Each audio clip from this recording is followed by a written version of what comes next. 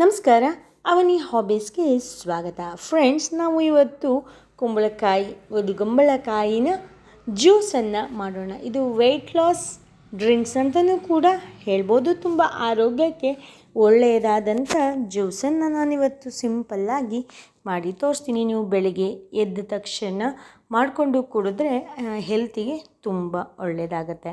Friends, ನೀವು ಯಾರೆಲ್ಲ ನಮ್ಮ ಚಾನಲ್ಗೆ ಸಬ್ಸ್ಕ್ರೈಬ್ ಆಗಲಿಲ್ವೋ ಸಬ್ಸ್ಕ್ರೈಬ್ ಆಗಿ, ಪಕ್ಕದಲ್ಲಿರೋ ಬೆಲ್ ಐಕಾನ್ನ ಪ್ರೆಸ್ ಮಾಡಿ.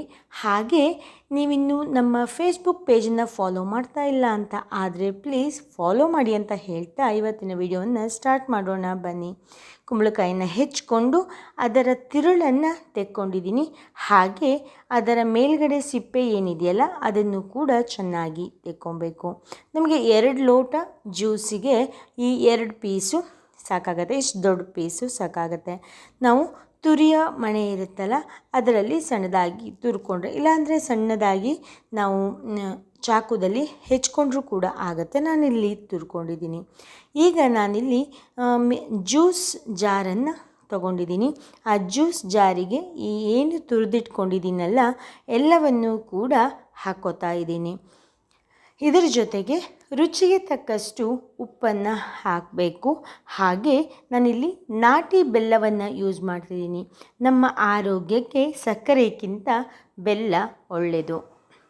ಹಾಗೆ ನಮಗೆ ಎಷ್ಟು ಬೇಕು ಅಂತ ನೋಡಿಕೊಂಡು ಅಷ್ಟು ನೀರನ್ನು ಹಾಕ್ಕೊಬೇಕು. ಇಲ್ಲಿ ನಾವು ಹಾಲು ಯಾವುದನ್ನು ಕೂಡ ಬಳಸ್ತಾ ಇಲ್ಲ. ನಾವಿಲ್ಲಿ 1 ಲೋಟ ನೀರನ್ನು ಹಾಕ್ಕೊಂಡಿದ್ದೀನಿ. ಒಂದು ಕಾಲು ಲೋಟ ನೀರು ಸಾಕಾಗುತ್ತೆ. ಏನಕ್ಕೆ ಅಂದರೆ 2 ಲೋಟ ಅಷ್ಟೇನ ಅಲ್ವಾ ಜ್ಯೂಸ್ ಮಾಡ್ತಾ ಇರೋದು, ಅದಕ್ಕೆ.